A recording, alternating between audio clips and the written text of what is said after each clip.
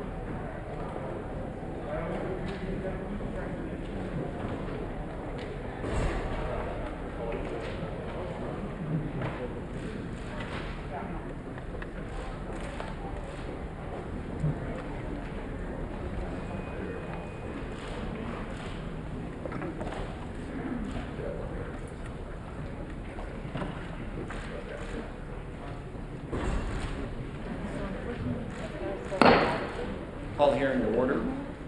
Good morning. As has been the case for a while, this is a hybrid hearing. We have some members participating remotely in addition to the members who are present, and there are rules for that, so I need to read a statement that sets out those rules before we get going. Members who are joining remotely must be visible on screen for the purposes of identity verification, establishing and maintaining a quorum, participating in the proceeding, and voting. Those members must continue to use the software platform's video function while in attendance, unless they experience connectivity issues or other technical problems that render them unable to participate on camera. If a member experiences technical difficulties, they should contact the committee staff for assistance. Video of members' participation will be broadcast in the room via the television/internet feeds. Members participating remotely must seek recognition verbally, and they are asked to mute their microphones when they are not speaking. Members who are participating remotely are reminded to keep the software platform's video function on the entire time they attend the proceeding. Members may leave and rejoin the proceeding. If members depart for a short while for reasons other than joining a different proceeding, they should leave the video function on. If members will be absent for a significant period or depart to join a different proceeding, they should exit the software platform entirely and then rejoin it if they return. Members may use the software platform's chat feature to communicate with staff regarding technical or logistical support issues only. Finally, I have designated a committee staff member to, if necessary, mute unrecognized members' microphones to cancel any inadvertent background noise that may disrupt the proceeding. Thank you. Good morning. I'd like to welcome our witnesses here today. We have the Honorable Lloyd Austin III, Secretary of Defense, General Mark Milley, Chairman, Joint Chiefs of Staff, and General Frank McKenzie, Commander, U.S. Central Command.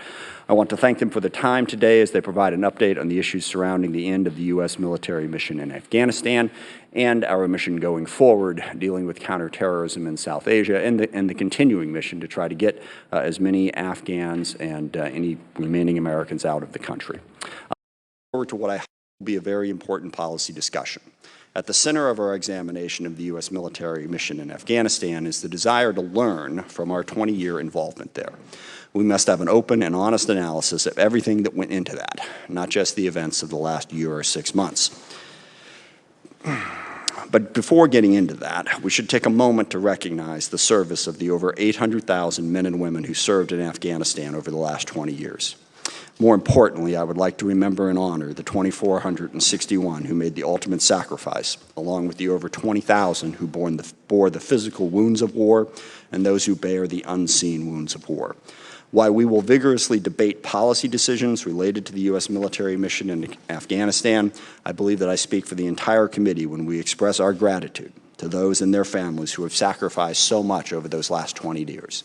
We owe them a debt that cannot be repaid. I agreed and continue to agree with the decision that was made to end our military presence in Afghanistan. It was the right decision. Our larger mission to help build a government in Afghanistan that could govern effectively and defeat the Taliban had failed. More money and more lost American lives were not going to change that.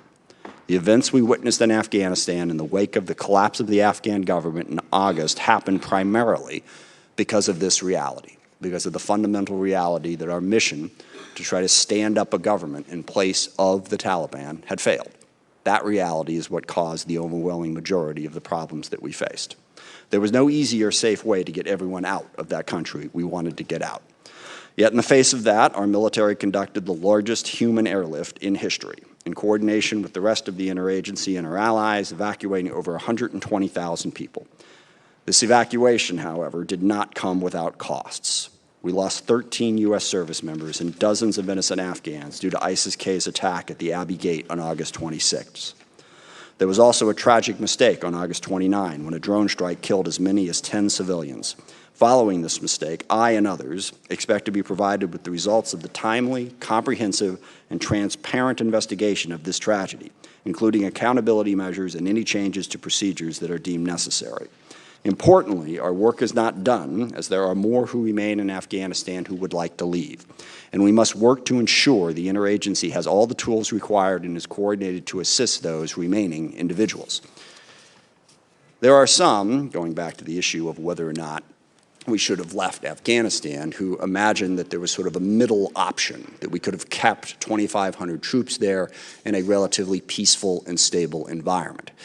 I think the way that option has been presented by many of the critics has been fundamentally disingenuous. The option of keeping 2,500 troops in Afghanistan in a peaceful and stable environment did not exist. I have heard many compare this to the troops that we have left in South Korea and Japan. I find that analogy just, well, completely idiotic, if I'm being honest. In South Korea and Japan, we are not under attack. We are there as a deterrent. In Afghanistan, we would have been under attack. And that is the fundamental fact that too many people are forgetting. The peace agreement that was signed by the previous president was based on a requirement that we get all of our troops out by May 1st. That's the only reason that the Taliban had not attacked us in the previous 18 months. Once that expired, once we said, nope, we're staying, they would have been under attack. And this has been the subject of a huge misunderstanding in the last 24 hours that, again, I find very, very disingenuous. People are saying that the president said, nobody offered, no one said that we should keep 2,500 there, when what the president actually said was there was no option on the table to keep 2,500 troops in Afghanistan in a stable environment. That's what he said. Not that no one presented that option. That option didn't exist in reality, and no one presented it. The president, in fact, made it clear earlier in that same interview that, yes, some of his military leaders had said that we should keep 2,500 troops there. What he said was, none of them said that we could do it in a stable, peaceful environment. And that is the key point. The other key point is, and I know a lot of energy will be expended today trying to get these gentlemen to admit that they didn't agree with the president's decision. First of all, I'd never engage in that exercise because I believe the president, Democrat, Republican, no matter who it is, deserves the unabridged advice of his or her commanders. I mean, you can't give that if you're then going to have to go out in public and talk about it. But second of all, the president is the one in charge. This is ultimately what civilian control of the military means. And what I believe is, I believe certainly there were military commanders who said, nope, we should stick it out, we should keep the 2,500 there. I think they were wrong, and so did the president. It's not that they didn't make the advice, it's that they were wrong. This committee has an enormous amount of respect for our military leadership. That does not mean that the military leadership is incapable of being wrong. And over the course of the last 20 years in Afghanistan, I would have thought we would have learned that lesson. President Biden had the courage to finally make the decision to say, no, we are not succeeding in this mission. Placing more American lives at risk will not change that. If we could credibly say, if we just stuck it out for another year, another 5, another 10, and got to a better result, that'd be a difficult call. Was that worth the risk? But we can't credibly say that. So we would have been putting American lives at risk for a mission that we had to know was not achievable. The president made the right call on that. There is the issue of how we withdrew.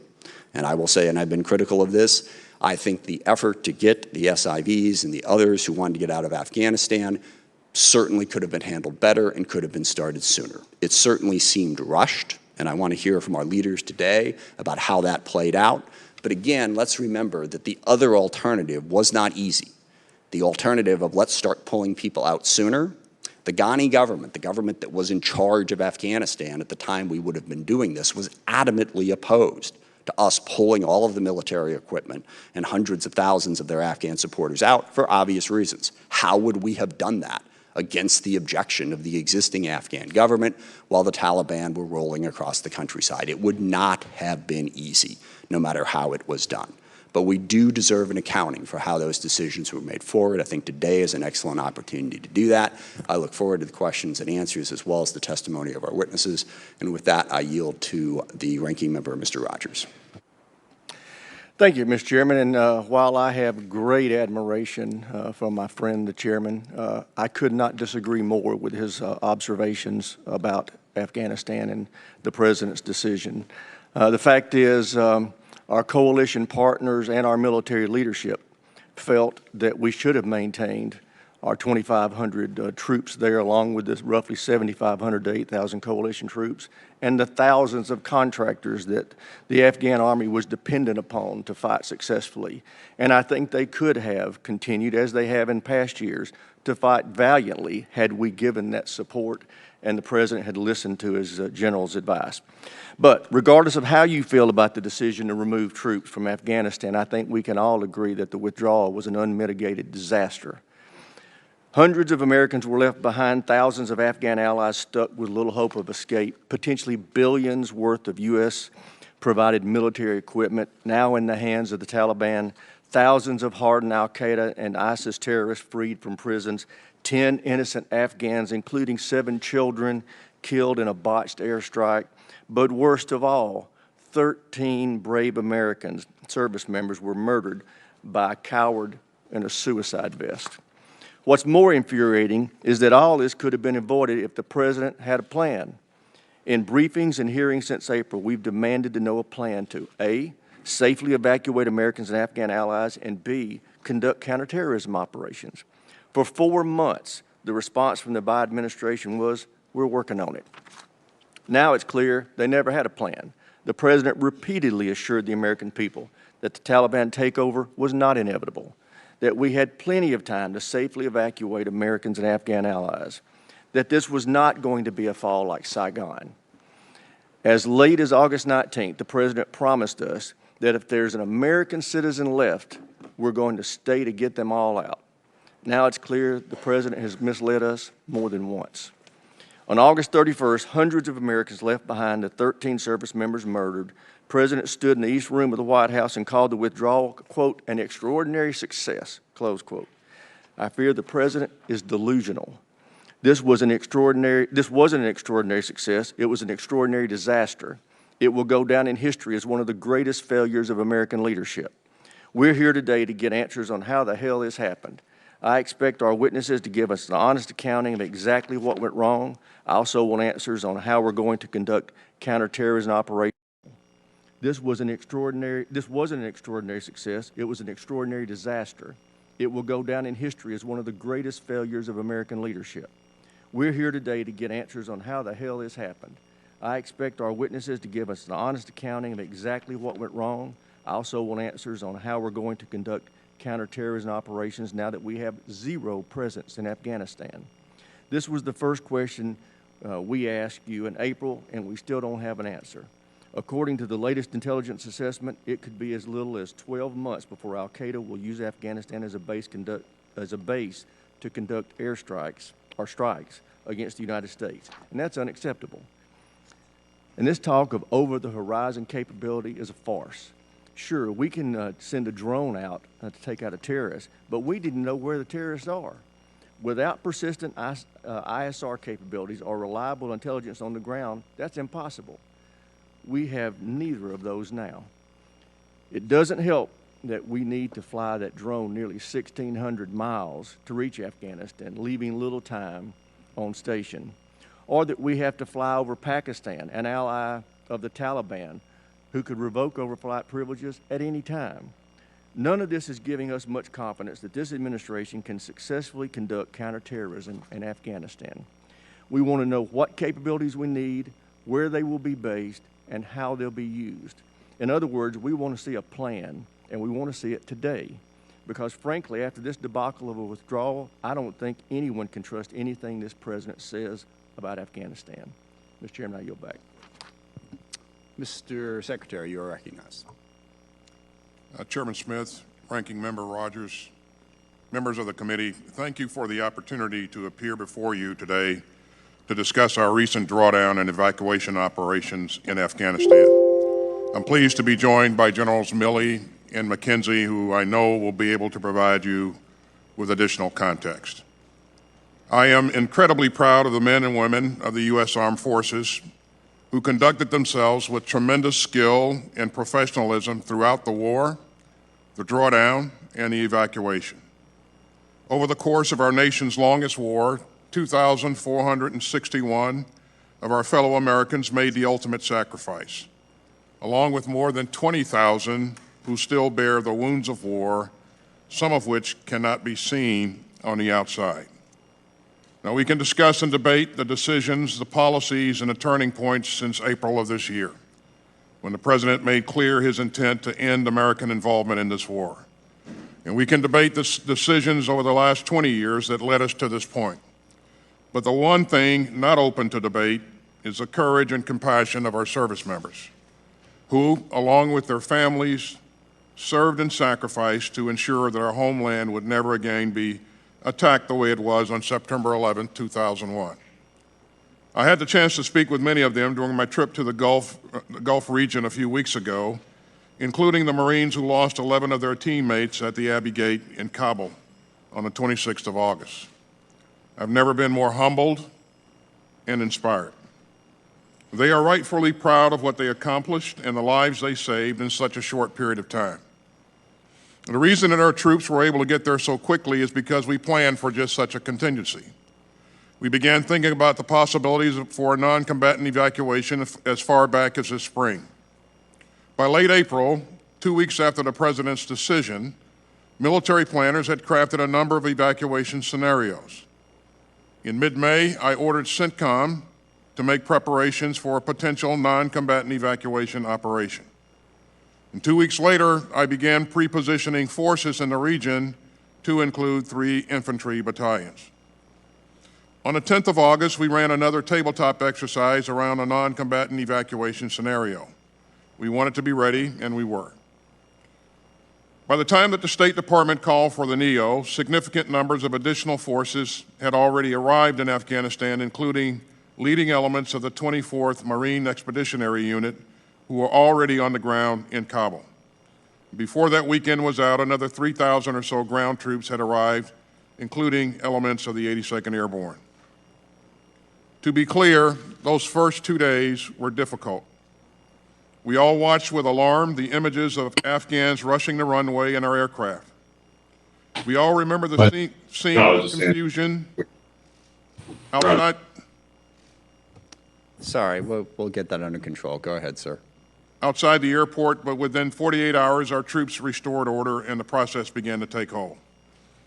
Our soldiers, airmen, and Marines, in partnership with our allies, our partners, and our State Department colleagues, secured the gates, took control of the airport operations, and set up a processing system for the tens of thousands of people that they would be manifesting onto airplanes. They and our commanders exceeded all expectations. We plan to evacuate between 70,000 and 80,000 people. They evacuated more than 124,000 people. We plan to move between 5,000 and 9,000 people per day, and on average, they move slightly more than 7,000 people per day. On military aircraft alone, we flew more than 387 sorties, averaging nearly 23 per day. And at the height of this operation, an aircraft was taking off every 45 minutes. And not a single sortie was missed for maintenance, fuel, or logistical problems. It was the largest airlift conducted in U.S. history, and it was executed in just 17 days. Was it perfect? Of course not. We moved so many people so quickly out of Kabul that we ran into capacity and screening problems at intermediate staging bases outside of Afghanistan. And we're still working to get Americans out who wish to leave. We did not get out all of our Afghan allies enrolled in a special immigrant visa program, and we take that seriously. And that's why we're working across the interagency to continue facilitating their departure, and even with no military presence on the ground, that part of our mission is not over. And tragically, lives were also lost. Several Afghans killed climbing aboard an aircraft on that first day. 13 brave U.S. service members and dozens of Afghan civilians killed in a terrorist attack on the 26th, and we took as many as 10 innocent lives in a drone strike on the 29th. Non-combatant evacuations remain among the most challenging military operations, even in the best of circumstances. And the circumstances in August were anything but ideal. Extreme heat, a landlocked country, no government, a highly dynamic situation on the ground, and an active, credible, and lethal terrorist threat. In the span of just 2 days, from August 13th to August 15th, we went from working alongside a democratically elected, long-term partner government to coordinating warily with a longtime enemy. We operated in a deeply dangerous environment, and it proved a lesson in pragmatism and professionalism. We also learned a lot of other lessons too, like about how to turn an Air Force base in Qatar to an international airport overnight, and about how to rapidly screen, process, and manifest large numbers of people. Nothing like this has ever been done before, and no other military in the world could have pulled it off. And I think that that's crucial.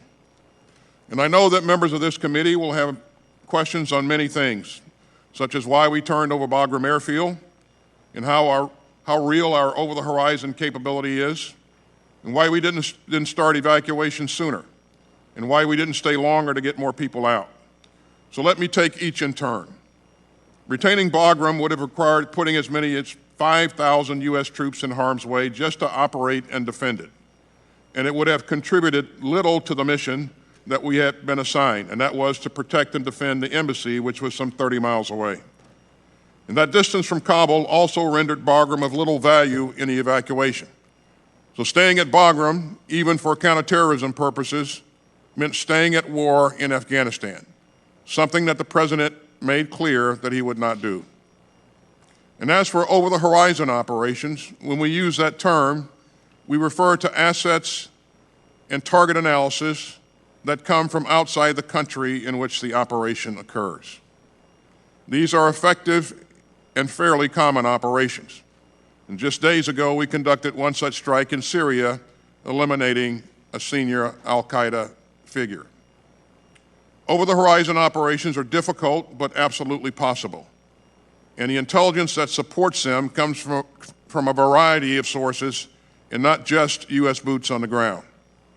As for when we started evacuations, we offered input to the State Department's decision, mindful of their concerns that moving too soon might actually cause the very collapse of the Afghan government that we all wanted to avoid, and that moving too late would put our people and our operations at greater risk. As I said, the fact that our troops were on the ground so quickly is due in large part to our planning and pre-positioning of forces. As for the mission's end, my judgment remains that extending beyond the end of August would have greatly imperiled our people and our mission. The Taliban made clear that their cooperation would end on the 1st of September. And as you know, we faced grave and growing threats from ISIS-K. So staying longer than we did would have made it even more dangerous for our people and would not have significantly changed the number of evacuees we could get out. So as we consider these tactical issues today, we must also ask ourselves some equally tough questions about the wider war itself and pause to think about the lessons that we've learned over the past 20 years. Did we have the right strategy? Did we have too many strategies? Did we put too much faith in our ability to build effective Afghan institutions, an army, an air force, a police force, and government ministries? We helped build a state, but we could not forge a nation. The fact that the Afghan army that we and our partners trained simply melted away, in many cases without firing a shot, took us all by surprise, and it would be dishonest to claim otherwise. We need to consider some uncomfortable truths. That we did not fully comprehend the depth of corruption and poor leadership in their senior ranks. That we did not grasp the damaging effect of frequent and unexplained rotations by President Ghani of his commanders. That we did not anticipate the snowball effect caused by the deals that the Taliban commanders struck with local leaders in the wake of the Doha Agreement. That the Doha Agreement itself had a demoralizing effect on Afghan soldiers. And that we failed to fully grasp that there was only so much for which and for whom many of the Afghan forces would fight. We provided the Afghan military with equipment and aircraft and the skills to use them. And over the years, they often fought bravely, and tens of thousands of Afghan soldiers and police officers died. But in the end, we couldn't provide them with the will to win, at least not all of them. And as a veteran of that war, I am personally reckoning with all of that. But I hope, as I said at the outset, that we do not allow a debate about how this war ended to cloud our pride in the way that our people fought it. They prevented another 9/11. They showed extraordinary courage and compassion in the war's last days. They made lasting progress in Afghanistan that the Taliban will find difficult to reverse and that the international community should work hard to preserve. And now, our service members and civilians face a new mission, helping these Afghan evacuees move on to new lives and new places. And they are performing that one magnificently as well. And I spent some time with some of them up at Joint Base McGuire-Dix Lakehurst this past Monday. And I know that you share my profound gratitude and respect for their service, their courage, and professionalism, and I appreciate the support that this committee continues to provide them and their families. Thank you. Chairman Milley. Chairman Smith, Ranking Member Rogers, thank you for the opportunity to be here with Secretary Austin and General McKenzie to discuss Afghanistan. During the past 20 years, the men and women of the United States military, along with our allies and partners, fought the Taliban, brought Osama bin Laden to justice, denied al-Qaeda sanctuary, and protected our homeland for 2 consecutive decades. Over 800,000 of us in uniform served in Afghanistan. Most importantly, 2,461 U.S. soldiers, sailors, airmen, and Marines paid the ultimate price. 20,698 were wounded in action, and countless others suffered the invisible wounds of war. There's no doubt in my mind that our efforts prevented an attack on the homeland from Afghanistan, which was our core mission. And everyone who ever served in that war in Afghanistan should be proud your service mattered. Beginning in 2011, we steadily drew down our troop numbers, consolidated and closed bases, and retrograded equipment from Afghanistan. At our peak in 2011, we had 97,000 U.S. troops alongside 41,000 NATO troops in Afghanistan. 10 years later, when Ambassador Khalilzad signed the Doha Agreement with Milley on 29 February 2020, the United States had 12,600 troops, with 8,000 NATO and 10,500 contractors in Afghanistan. This has been a 10-year multi-administration drawdown, not a 19-month retrograde or a 17-day non-combatant evacuation operation. Under the Doha Agreement, the United States will begin to withdraw its forces contingent upon the Taliban meeting certain conditions, which would lead to a political agreement between the Taliban and the government of Afghanistan. There were 7 conditions applicable to the Taliban and 8 to the United States. While the Taliban did not attack the United States forces, which was one of the conditions, it failed to fully honor any other condition under the Doha Agreement. And perhaps most importantly for the United States national security, the Taliban has never renounced their linkages with al-Qaeda or broke their affiliation with them. We, the United States, adhered to every condition. In the fall of 2020, my analysis then was that an accelerated withdrawal without meeting specific and necessary conditions risks losing the substantial gains made in Afghanistan, would potentially damage U.S. worldwide credibility, and could precipitate a general collapse of the Afghan security forces and the Afghan government, resulting in a complete Taliban takeover or general civil war. That analysis was a year ago. Based on my advice and the advice of the commanders at the time, then Secretary of Defense Esper submitted a memorandum on 9 November, recommending that we maintain the U.S. forces, which were then at about 4,500 in Afghanistan, until conditions were met for further reductions.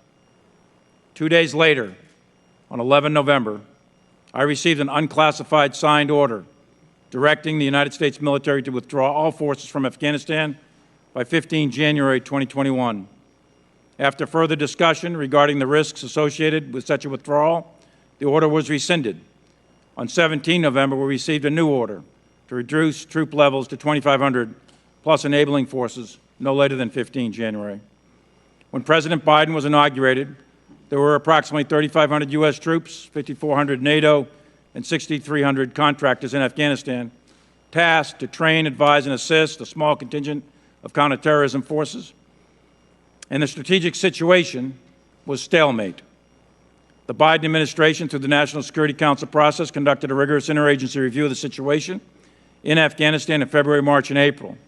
During this process, the views of all of the Joint Chiefs of Staff, all of us, the CENTCOM Commander General McKenzie, U.S. 4A Commander General Miller, and myself were all given serious consideration by the administration.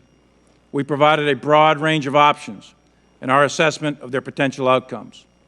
We couched that in cost, benefit, risk to force, risk to mission. All of that was evaluated against the national security objectives of the United States. On 14 April, the President of the United States, President Biden, announced his decision, and the U.S. military received a change of mission to retrograde all U.S. military forces, maintain a small contingency force of 600 to 700 to protect the embassy in Kabul until the Department of State could coordinate contractor security support, and also to assist Turkey to maintain the Hamid Karzai International Airport and to transition the U.S. mission to over-the-horizon counterterrorism support and security force assistance. It is clear, it is obvious to all of us that the war in Afghanistan did not end on the terms that we wanted, with the Taliban now in power in Kabul.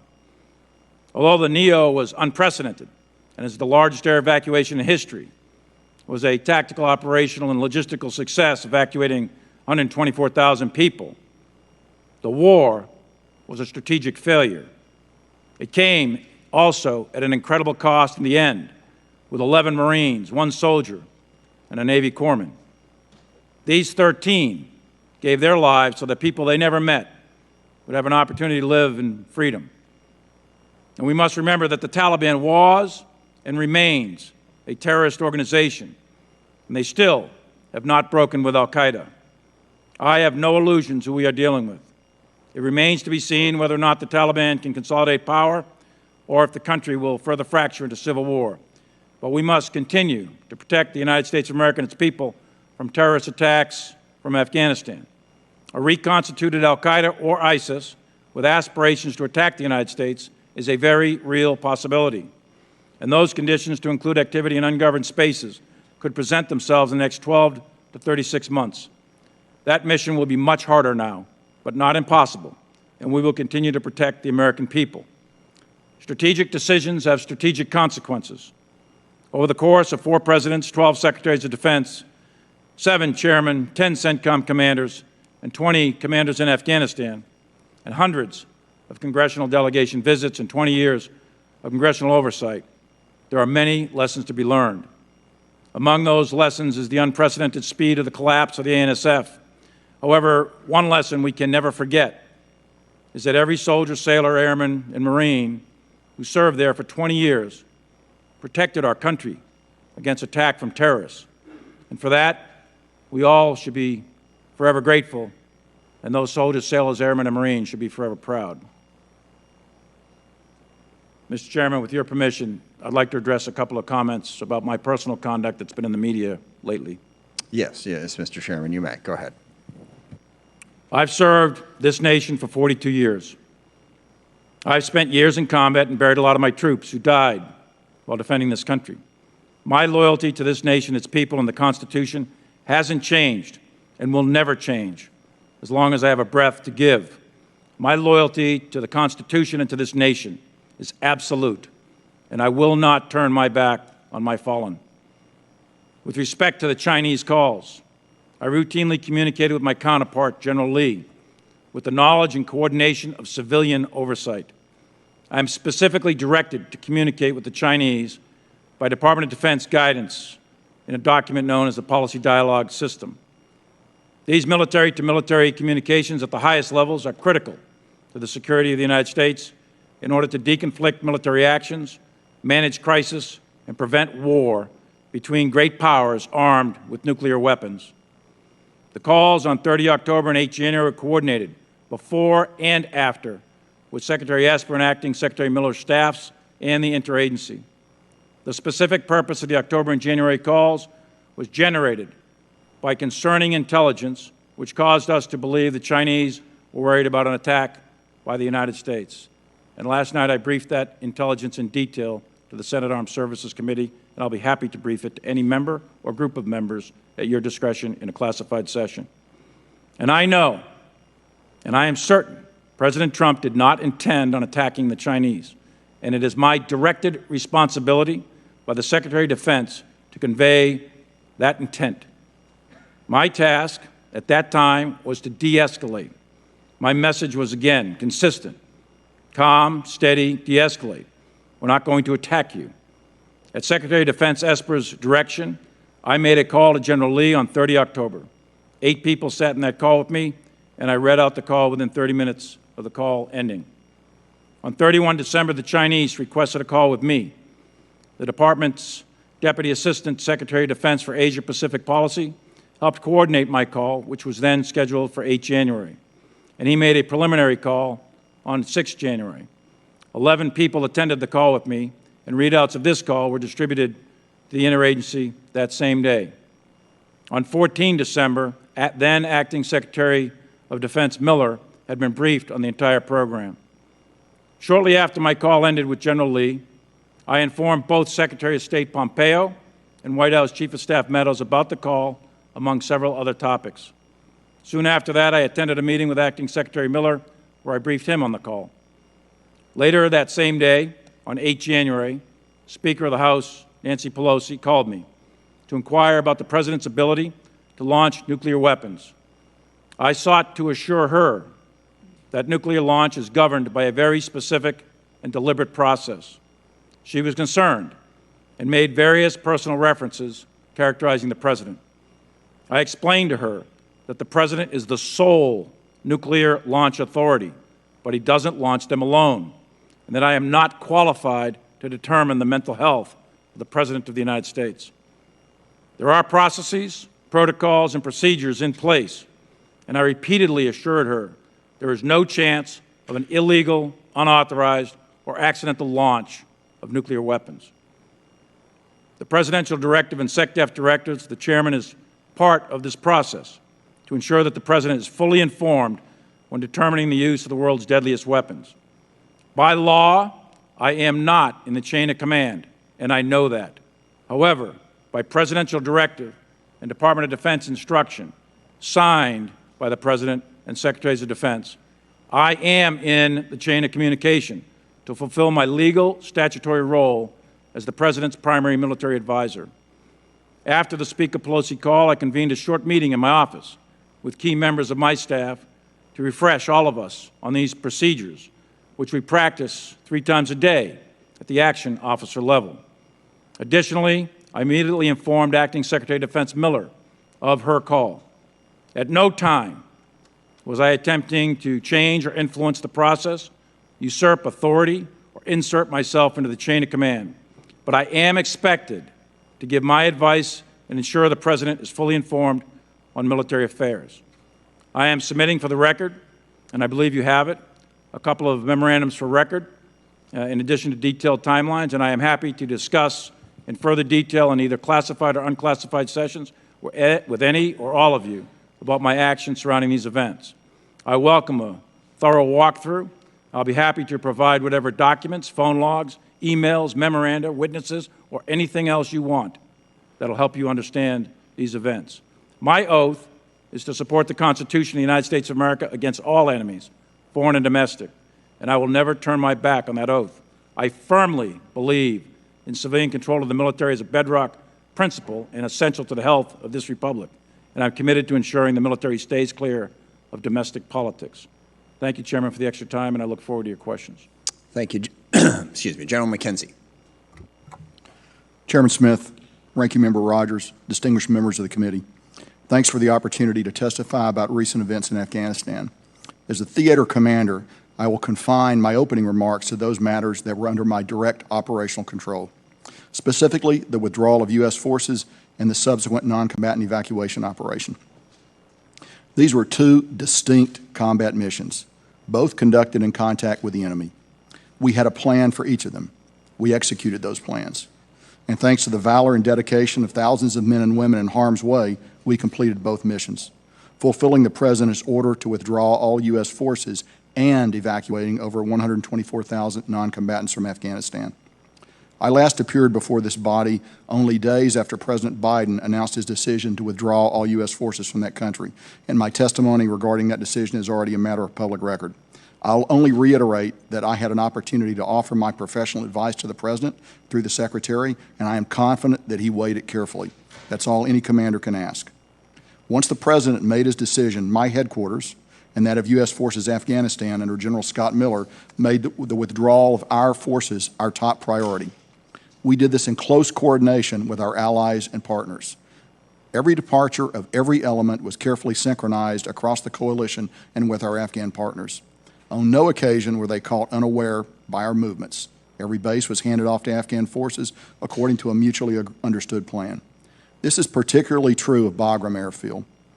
Many of you have visited Bagram at some point over the past 20 years and were probably struck by 2 of its defining features, its sprawling size and its isolation.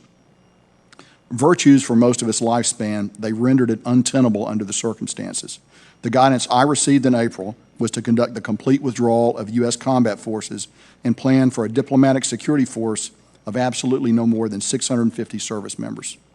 It was not feasible to preserve the U.S. Embassy in Kabul, hold and defend Hamid Karzai International Airport, the embassy's key link to the outside world, and also defend Bagram Airfield with 650 soldiers and Marines.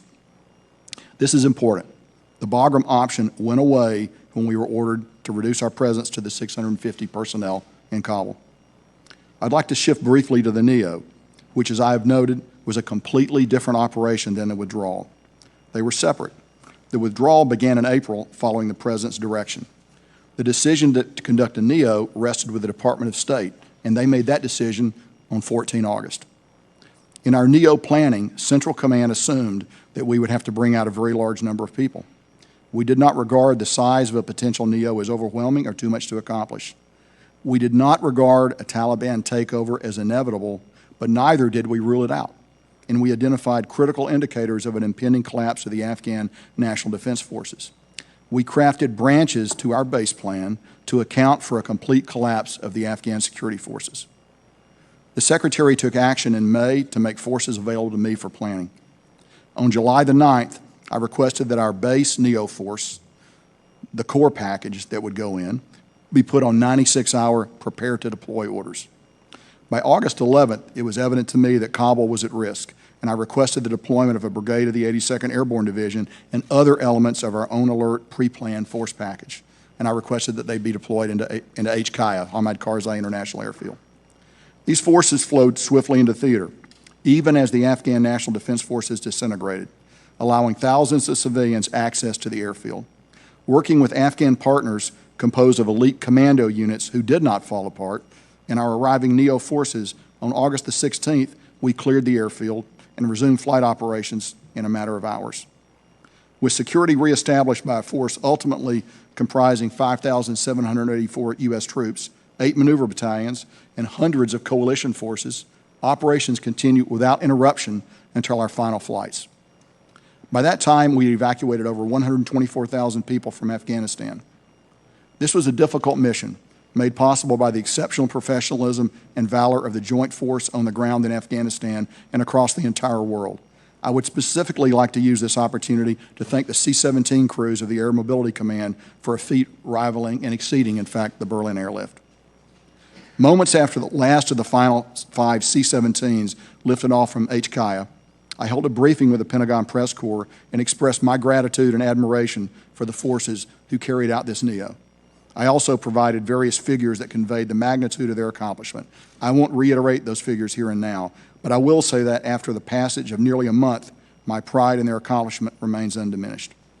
I don't need to tell this body that on 26 August, 11 Marines, 1 sailor, and 1 soldier made the ultimate sacrifice on behalf of their country. We will never forget them. This was a combat operation of the most difficult sort, a non-combatant evacuation carried out in contact with the enemy.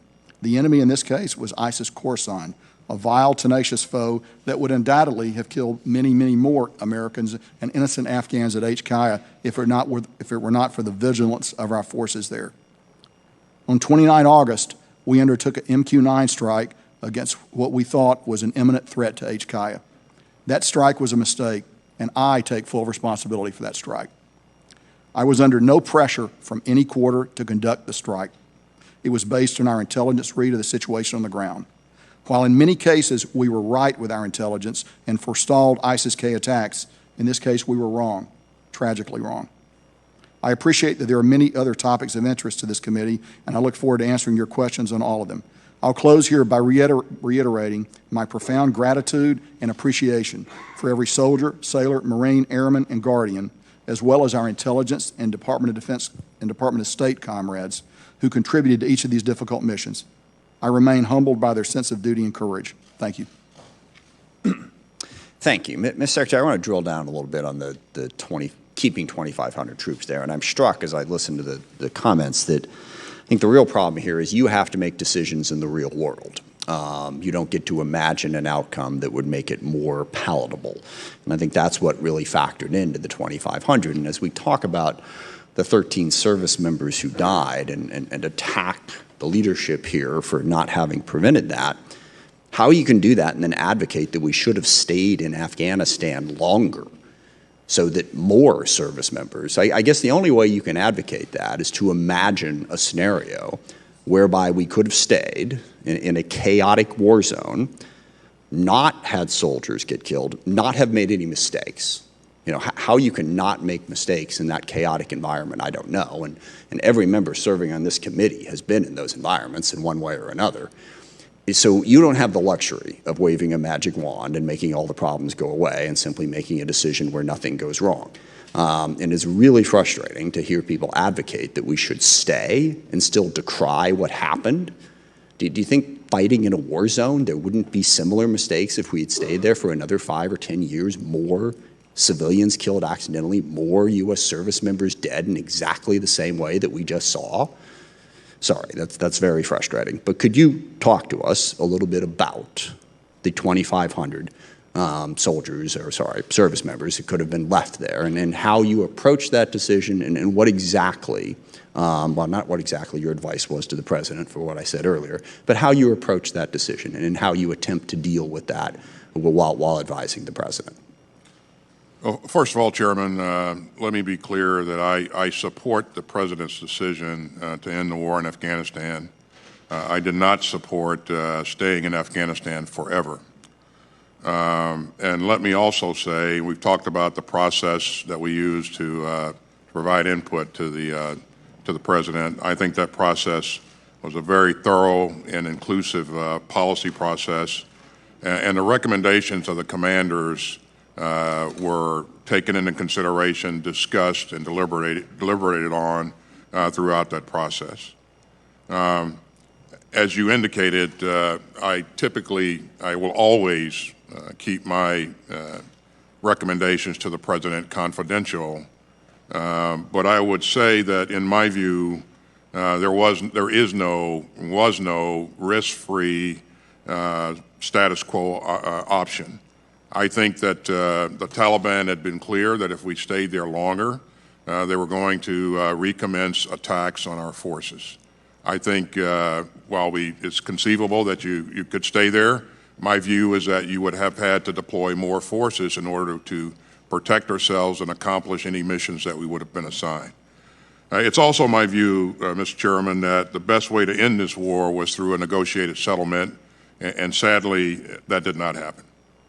Thank you. And let me just also say that I know there are members of this committee who think we should have stayed, who are honest about that advocation. I think of Congressman Waltz, who has been very honest about the fact, both under President Trump and under President Biden, that we should have stayed. He's very honest about the fact that there were costs and risks and lives would have been lost. That's the type of discussion that we need to have. But to jump down the President's throat because he actually had to make the decision in an impossible situation, I think does a grave disservice to this committee's ability to do effective and honest, nonpartisan oversight. Costs were going to be borne here. There was no easy option. And I do hope that people will remember that as we go through the questions and answers that will proceed. With that, I yield to the ranking member.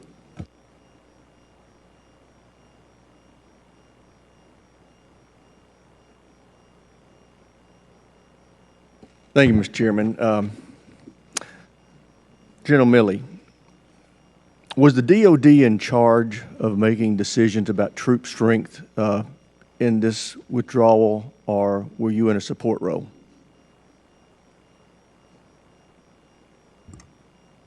Let me put it this way. You talking about the NEO, or what I'm part of the talking mission about, you well, let me just go back even further. Okay. In January of this year, were you of the opinion, in your professional military judgment, that we should have maintained 2,500 troops, U.S. troops, in support of the coalition effort and contractors in Afghanistan?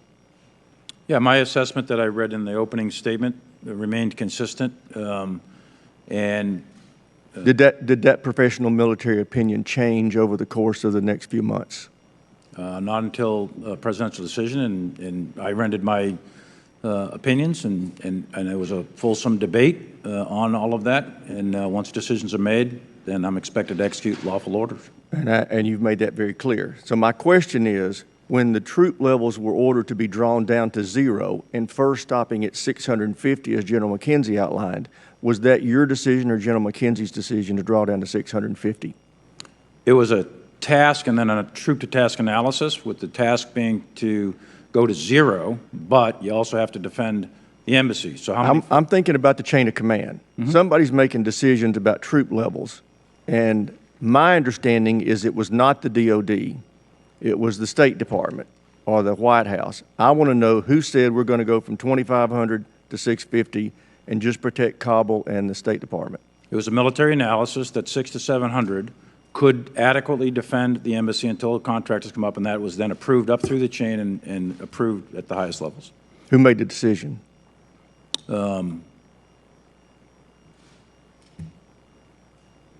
would say that that decision was made in a national security consultative process by the highest levels of our government. General McKenzie, did you receive advice from General Miller in the end of 20 and early 21 related to troop levels in Afghanistan? Ranking Member, I did. What was that advice? The advice, his view and my view were essentially the same view. And my view was that we needed to maintain about 2,500 and that we also needed to work with our coalition partners who had about 6,000 troops in there, NATO and other core countries that would remain there. Did your professional military opinion change over the course of the spring? It did not. Did you communicate? Well, I know you communicated to the President. You said you did. Were you present in the room when General Miller's recommendations were relayed to the President? Without going, General Miller was present in executive sessions that involved myself, the Secretary here, the Chairman, and the President. And those recommendations of the parties, as Secretary Austin said, were debated fully in that meeting. They were debated fully. I felt that my opinion was heard with great thoughtfulness by the President. Well, you know, Secretary Austin just made the point that there was a fulsome debate of the pros and cons and the costs and risks. Yet, in August of this year, President Biden told George Stephanopoulos in an interview, no one said that to me, referring to keeping some 2,500 troops in Afghanistan. Was that an inaccurate statement by the President? Sir, I am not going to comment on a statement by the President. Okay. General McKenzie, in mid-June, your commanders on the ground were informing you that things were deteriorating, as you testified a little while ago. At that time, in your judgment, you should stop withdrawal and increase forces and or proceed with the retrograde. What did you decide at that time? We decided to proceed with the retrograde. Okay. Was were you ordered to do that by the President? We followed our original we had original orders. We followed those orders through to completion. Was it the President's orders? My orders come from the Secretary of Defense through to the President, so it's a very short chain of command for me. Okay. Secretary Austin, on the 23rd, you told this committee that you had developed a very detailed plan to conduct safe, orderly, and responsible withdrawal, and were executing that plan. On August 18th, the President said, quote, "The idea that somehow there was going to be a way that we could have gotten out with chaos ensuing, I don't know how that happens," close quote. How do you reconcile those discrepancies between what you assured the Congress and what the President's telling us? Thank you, sir. First of all, in terms of the withdrawal of our troops and the retrograde of equipment, that plan, as developed by General Miller and General McKenzie, was executed as planned, and all of our equipment was retrograded, and we drew down the force that we wanted to draw down to that very small force that you saw at the embassy at the very end there. The chaos that ensued followed the collapse of the military and the collapse of the government. And when those two things happened, then it was going to be a chaotic situation. And the collapse of the government and the collapse of the military was solely the responsibility of this administration. I know y'all are trying to be careful politically, but it was the State Department and the White House that told you how to make those drawdown of troops from 2,500 to 650 to 0. It was the speed with which they done it that they carried out that order. That's what caused the chaos that we have. If they'd allowed the DOD to be in a command situation, we wouldn't have had this problem. General McKenzie's testified that the only reason he couldn't keep Bagram was because he had to draw down to 650 troops, and his primary orders were to keep Hamid Karzai and the State Department safe. We just have to admit this was the State Department and the White House that caused this catastrophe, not the Defense Department. I yield back, Mr. Chairman. Mr. Landry. Thank you, Mr. Chairman. Good morning, and I want to thank our witnesses for your testimony today and for your service to our nation. My constituents and I have obviously a lot of questions about the planning that led up to this, and I'll admit that I'm concerned that based on the conditions on the ground, General Milley and General McKenzie recommended against final withdrawal. I wish the administration had been more thoughtful and not had rushed this.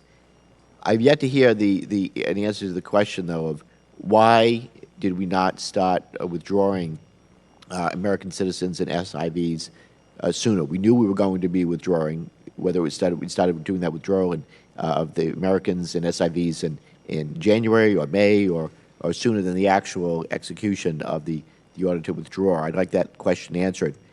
Also, Secretary Austin, given the general's concerns, were the discussions about pushing the withdrawal back to spring of 2022 or conditioning it on the criteria in the Doha agreement to ensure that we did the handoff correctly? We already weren't going to fully withdraw by May 2021. And Secretary Austin, what was the military rationale of leaving by the end of August when the Taliban are at their strongest in the fighting season, as opposed to waiting in the to the winter months when there's more of a lull in the Taliban fighting season, where it's a relatively low level of activity and they're at their weakest? I'd just stop with those questions. And I'm sorry, before you get into I'm going to stick to the 5-minute rule. So when the clock hits 0, we're going to move on to other people. Go ahead. Thank you, sir. On the issue of why we didn't bring out civilians and SIVs sooner, again, the call on how to do that and when to do it is really a State Department call. We provided input, as I said in my opening statement, to the State Department. Their concerns, rightfully, were that, number one, they were being cautioned by the Ghani administration that if they withdrew American citizens and SIV applicants at a pace that was too fast, it would cause a collapse of the government that we were trying to prevent. And so I think that went into the calculus. And when you add into also into the calculus that the SIV process was at that point, very slow, deliberate, and not very responsive, with your help, we were able to curtail the time that it took to work through that process. But a number of things kind of came together to cause what happened to happen. But again, we provided our input, and we certainly would have liked to seen it go faster or sooner. But again, they had a number of things to think through as well.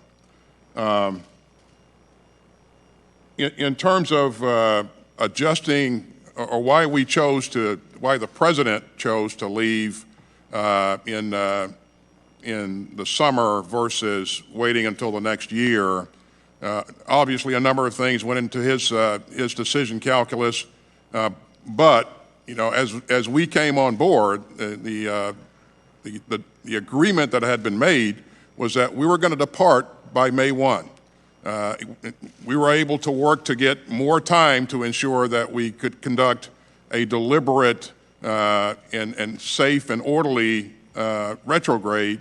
But again, the president made the decision that we would leave in the summer versus going into the next year. So, and I'll leave it at that, sir, pending any more questions. Secretary, I want to know how we now protect the country going forward. Former CIA Director and Secretary of Defense Panetta said that our national security is threatened by the Taliban takeover. One of our missions was to prevent a haven for terrorist groups, and I quote, "We have failed in that mission," end quote. Similarly, the director of the DIA has assessed that al-Qaeda could threaten the homeland in 1 to 2 years.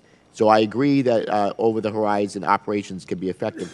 However, I'm concerned that without complementary operations, they will be insufficient to keep us safe. Secretary Austin, are you confident that over-the-horizon capabilities on their own can mitigate the terrorist threat we face? Are you confident that we can prevent Afghanistan from becoming a haven? And how will you keep our country safe? And I apologize, but the gentleman's time has expired, so that question will have to go unanswered. I'd like that for the record. Mr. Wilson. Thank you, Mr. Chairman. In an interview on August 16th, President Biden promised to keep military troops in Afghanistan until every American citizen who wanted to leave was able to leave. This did not happen, nor can we confirm the Blinken claim that he sent 19 separate messages to Americans telling them to leave the country since March of this year. Also unclear is the truth of the Biden claim that no military commander recommended leaving behind a residual force, even though all of you, starting courageously with General Scott Miller, have now made it clear that your professional military advice was to do so. On August 26, I formally requested all letters referenced that day by Biden from military commanders advising him on the Afghanistan withdrawal. To date, I haven't received a response. As a 31-year Army veteran myself, grateful to have 4 sons who have served in Iraq, Egypt, the southern border, and Afghanistan, I was immediately skeptical letters existed. President Biden left behind thousands of American citizens, green card holders, brave interpreters, and Afghan media reporters who worked with the United States. Biden was correct when he said the buck stops with him as the person responsible for Afghanistan, as well as for the terrorists that are now crossing the southern border to plan attacks on American neighborhoods. In addition to betraying the American citizens and the U.S. allies in Afghanistan, the Biden decision to have a premature withdrawal left the people of Afghanistan, who had 60,000 troops killed by the Taliban, under the complete control of the Taliban, a barbaric terrorist organization, as General Milley has confirmed, with al-Qaeda. Again, Biden was correct. The buck stops with him. The war has moved from Afghanistan to American neighborhoods, equally endangering our allies of India and Israel. Mr. Secretary, even before the withdrawal, there were frustrating reports of Americans and green card holders being turned away at the gates of the airport or being instructed by the administration to stay away from the airport entirely. While other countries were sending their special forces into Kabul to retrieve their citizens and bring them to the airport, you repeatedly refused to do the same, even after promising in a Pentagon press conference on August 18 that, quote, we're going to get everyone we can possibly to evacuate, and I'll do that as long as we possibly can until the clock runs out or if we run out of capability, end of quote. Mr. Secretary, the American public needs to know, did the clock run out or did you run out of capability? Did you at any point ask President Biden for any more time or more support to enable your forces to stay and complete the full evacuations of American citizens, not leaving them behind as promised? If so, what was the Biden response? First of all, sir, thank you for your personal service in our military, and thanks for the service of your family members. We remain grateful.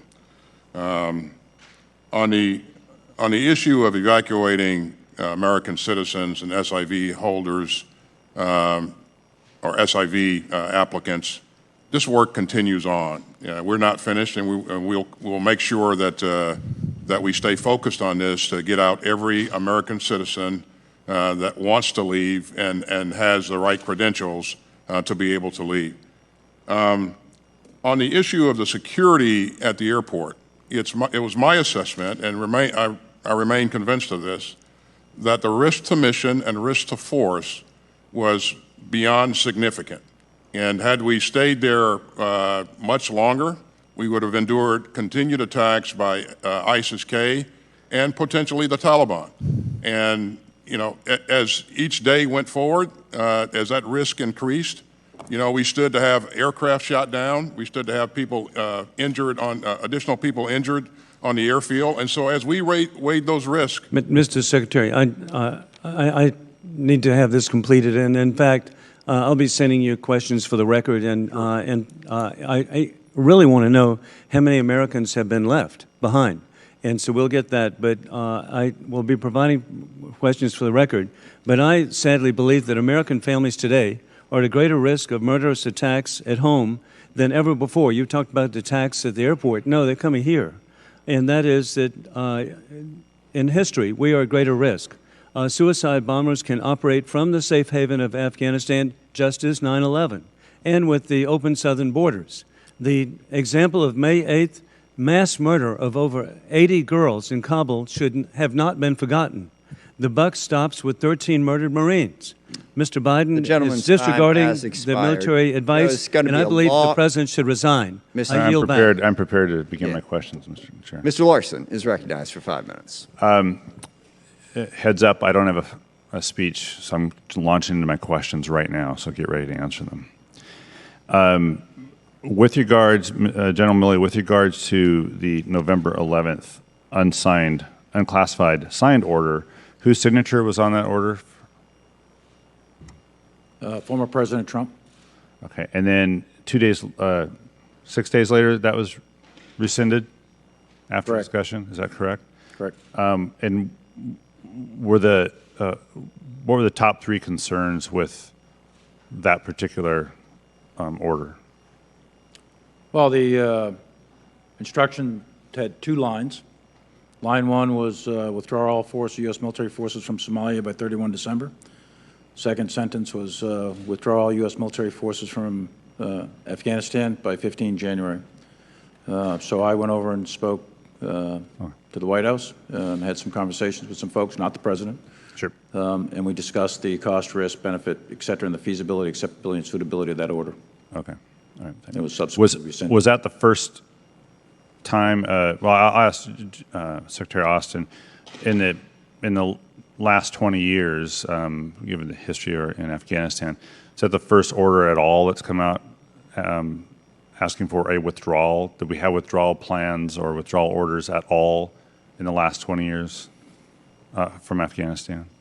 Absolutely. As you know, we increased our footprint in Afghanistan over time, and then we and shrunk it, but not a complete withdrawal. Not complete withdrawal. That's different. I'm talking about zero. Right. Down to right. zero. So, and was this would be the first time then? This November 11th order would have been the first ask for a withdrawal to zero? That's correct. To your knowledge? To my knowledge. Within the DOD. Okay. From the president or anything? Got it. From any president, I should say. Thank you. Just trying to get the timeline set. And this relates to General McKenzie. You talked about the 2,500, the recommendation, the discussion you had about 2,500 troops. Was that for a particular set of missions, and did those missions change? Therefore, that 2,500 became 650, became zero? So when we looked at the 2,500 number, we were looking at a force that would have the ability to do very limited advise, assist at a high level, assist in logistics management for the Afghans, but it would have been functioning at a very high level. So that was the force that we wanted to continue to keep on the ground. As we looked at going down to 650, you get a force that is almost exclusively built around the ability to defend the embassy and the airfield and provide entry-level logistics to the Afghans. By that, I mean a package comes into the airport, you give it over to the Afghans, they drive it away, and you have no way to track what happened. Yeah. We lost that capability. Yeah, when we went down. but based on the civilian leadership saying this is what the civilian leadership wants to do. Now you get to, and I know you're not arguing this point. You make the recommendations, giving your best advice, and then civilian leadership has the opportunity to say thank you, but here's what I would rather be doing. That's absolutely correct. So the mission changed. The mission fundamentally changed when if going to zero means you're going to reduce all your capability to do any kind of real on-the-ground work, even at a truncated level with the Afghan forces. You're going to be talking at the ministerial level, at the very highest levels of government only, and you're not going to have any real visibility about what's going on the ground. Yeah, General Milley, did you want to try to address that? I did. I just wanted to clarify one thing. The 11 November order is actually not the first one. The first one's the Doha Agreement, which directs going to zero by 1 May. The 11 November order is an accelerated withdrawal to bring it to zero by 15 January. So two different structures. That's great. Thank you very much. I appreciate that. I'll just, for the record, I'll ask this question because then this gets to kind of follow on to all of this. How